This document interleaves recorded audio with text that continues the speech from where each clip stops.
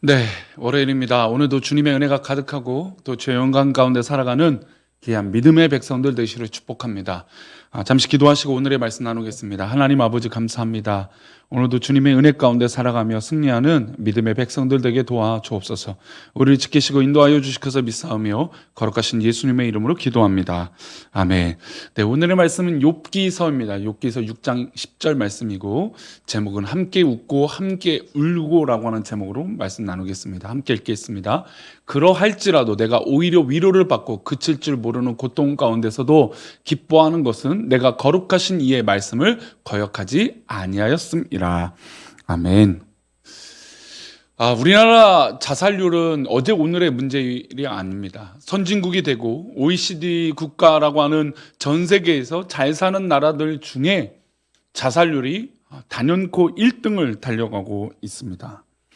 1년 단위로 자살하는 사람을 세어봤더니 대략 1만 5천 명이나 자살을 선택하고 있다는 것이죠.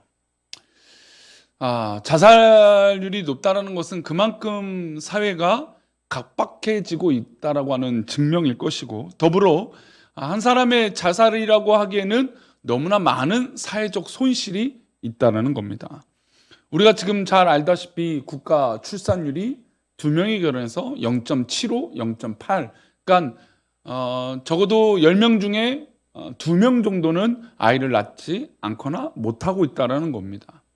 그러니 출산율은 계속 떨어지고 자살하는 사람 늘어나니 사실 국력이라는 건 국민에 있는데, 이 국민의 숫자가 줄어든다는 건 굉장히 약점을 드러낼 수 있다는 겁니다. 물론 국가가 더 강대해지기 위해서 이 자살률을 줄이자 이런 차원은 아닙니다.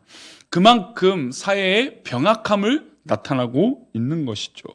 근데 만약에 이 자살률이 높아지고 있는 이 상황 가운데 그 사람의 마음을 알아주는 한 사람이 있었다면 어떻게 됐을까요? 사실 우리 교회가 올해 이제 주변의 이웃들을 돌아보고 도울 수 있는 사람을 돕자라고 했을 때 가장 측은하게 드는 마음은 바로 혼자서 아파하는 사람을 찾아내자 이거예요. 혼자서 아파하는 그 사람을 위로하고 돌봤을 때 하나님께서 기뻐하실 줄 믿습니다. 그리고 그 마음을 위로했을 때 더 큰 힘을 내게 되는 좋은 힘과 시너지가 일어나게 될 줄 믿습니다. 내 마음을 알아주는 그 한 사람, 특별히 요즘같이 코로나로 인해서 어려움을 당하고 있는데 이 코로나 우울증에 빠진 사람들에게 손을 내밀어 줄 수 있는 그런 따뜻한 믿음의 손길이 우리 가운데 있어야 될 줄 믿습니다.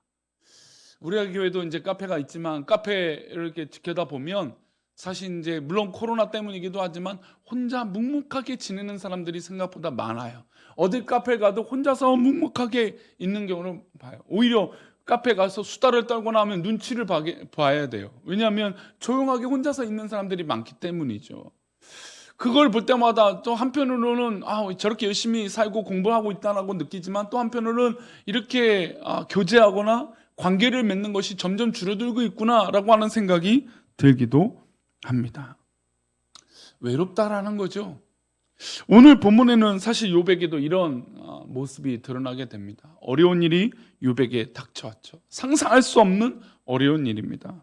욥이 큰 어려움을 겪고 있습니다. 어려움의 이유를 욥은 알 수가 없습니다. 왜 이런 일이 일어났는지.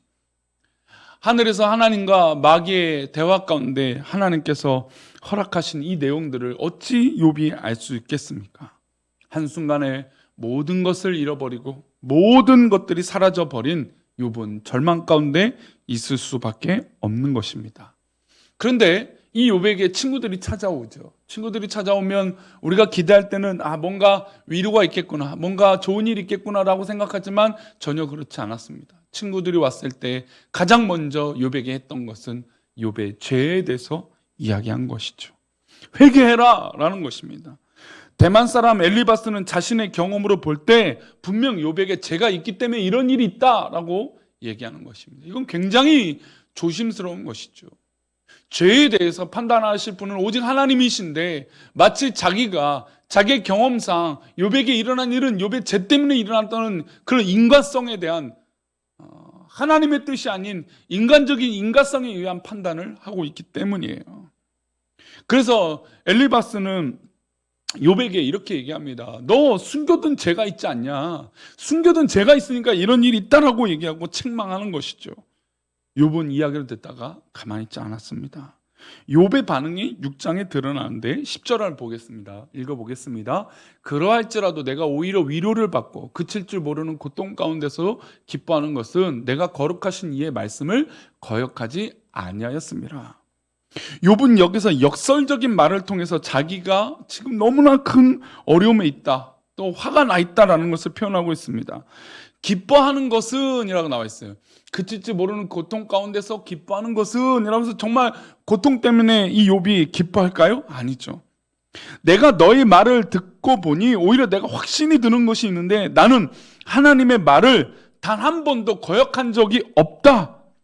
내가 나를 정죄하는 말을 듣고 다시 생각해 보니 내 인생에 하나님을 떠나서 이렇게 벌받을 만한 짓을 한 적이 단 한 번도 없다라고 하는 의도를 가지고 욥은 이야기하고 있는 것입니다. 이어서 23절과 22절과 23절에 이렇게 나옵니다. 내가 언제 너에게 무엇을 달라고 말했더냐? 나를 위하여 너희 재물을 선물로 달라고 하더냐?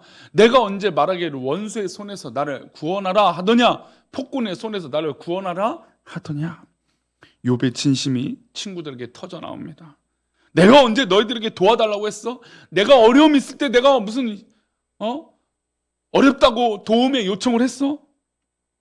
찾아와 달라고 했어? 그렇게 편지를 쓰거나 뭐 어떻게 사람을 보냈어? 그런 적이 없다라는 겁니다. 친구가 찾아와서 하는 말이 위로가 전혀 되지 않는다는 겁니다. 오히려 욥의 가슴을 지금 찢어놓고 있는 것이죠. 우리가 인생을 살다 보면 때로 우리의 말이 상대방에게 이렇게 가슴을 찢어놓는 일이, 그런 말이 있을 수도 있습니다. 무심코 내뱉는 말이, 내가 생각하고 있는 그 말이 상대방을 그렇게 흔들어 놓을 수 있다라는 것이죠. 24절과 25절은 이어서 이렇게 나옵니다. 내가 가르쳐서 나의 허물된 것을 깨닫까 하라. 내가 잠잠하리라. 옳은 말이 어찌 그리 고통스러운 거. 너의 책망은 무엇을 책망함이냐. 입장을 바꿔놓고 생각해 보면 욥의 말이 우리의 말 같지 않습니까? 너희 말이 다 옳은데 그 옳은 말이 나에게 하나도 위로가 되지 않아. 좋은 말인 것 같죠? 우리 또 믿음의 사람은 얼마나 성경적인 좋은 말을 합니까? 그런 좋은 성경적인 말을 하는데 그 상대방에겐 전혀 위로가 되지 않는 것이죠. 그래서 저는 우리 교회 성도님들에게 간곡히 부탁드리는 것은 위로를 함부로 하지 말라는 것을 좀 종종 말씀드립니다. 위로한답시고 내가 알고 있는 그 경험과 말로 인해서 상대방을 찢어놓을 수 있다는 겁니다. 그저 우리는 함께 울고 함께 웃어주는 그런 진짜 따뜻한 마음. 상대방이 울고 있는데 거봐, 그런 일이 있어, 그런 때문이야. 그걸 누가 모르겠습니까? 그냥 함께 울고 함께 웃어주자는 겁니다. 예수님은 욥의 친구들처럼 하지 않으셨어요. 예수님의 별명이 포도주를 즐기고 먹기를 탐하고 세리와 죄인의 친구라고 별명을 얻으셨습니다. 바리새인들이 예수님에게 지어진 별명이에요. 죄인의 친구다. 세리와 죄인은 세리와 창기를 말합니다. 얼마나 많은 죄를 짓고 있는 사람들입니까 실제로. 하지만 예수님께서는 그들과 함께 식탁 교제하고 친구가 되어 주셨습니다. 이것이 진짜 예수님이 이 땅에 오셔서 우리들과 함께 친구가 되어 주셔서 함께 울고 함께 웃으신 일인 것이죠. 예수님께서 십자가를 지기 위해서 예루살렘을 향해 가시다가 여리고에 들어가셔서 세리 삭개오의 집에 하룻밤 묵으셨어요. 예수님께서는 그를 보시고 제 문제부터 지적하지 않으셨습니다. 죄 졌지? 그러나 삭개오는 스스로 하나님 앞에, 주님 앞에 자신의 죄를 고백하고 혹시나 있을 것 같은 죄까지도 다 회개한 것을 봅니다. 우리 주님의 선택은 정죄하거나 판단이 아니었고 함께 웃고 함께 우신 것이었습니다. 위로는 바로 이렇게 하는 것입니다. 우리의 잣대로 내가 가지고 있는 시각과 판단으로 정죄하면 절대로 위로가 되지 않습니다. 먼저 손잡아주고 함께 울고 함께 웃어준 그들과 함께 하는 것이 진정한 위로입니다. 아무리 옳은 말이라도 상대방에겐 상처가 될 수 있다는 겁니다. 사랑하는 우리 교회 성도님들, 지금 우리는 코로나라고 하는 이 말도 안 되는 상황 가운데 3년의 시간을 보내고 있습니다. 교회는 이때 함께 울고 함께 웃어주는 자리에 있어야 됩니다. 올 한 해 우리 교회가 과연 이 지역 가운데 어떤 영향력을 나타내야 될지 고민해보고 정말 선한 영향력을 드러내는 그런 멋진 믿음의 삶이 우리 가운데 있기를 축원합니다. 기도하겠습니다. 하나님, 우리가 오늘 하루를 살아갈 때 하나님의 놀라운 은혜로 말미암아 우리 마음이 풍성해지게 해주시고, 혹시나 상처받은 것들이 있다면 이 시간 주님 앞에 위로받게 하여 주시고, 우리 귀한 성도들 마음 가운데 정말 놀라운 은혜가 가득하여서 승리할 수 있도록 복을 내려 주시옵소서. 우리 성도들에게 한량없는 은혜를 부어주셔서 하나님의 크신 계획 가운데 나아가도록 인도하여 주옵소서. 하나님, 우리 성도들을 지켜주시고 붙잡아 주실 것을 믿고 감사하며, 오늘도 우리 이웃에게 함께 웃고 함께 울 수 있는 그런 따뜻한 위로자가 되게 하여 주옵소서. 지켜주실 것을 믿사오며 거룩하신 예수님의 이름으로 기도 올려옵나이다. 아멘.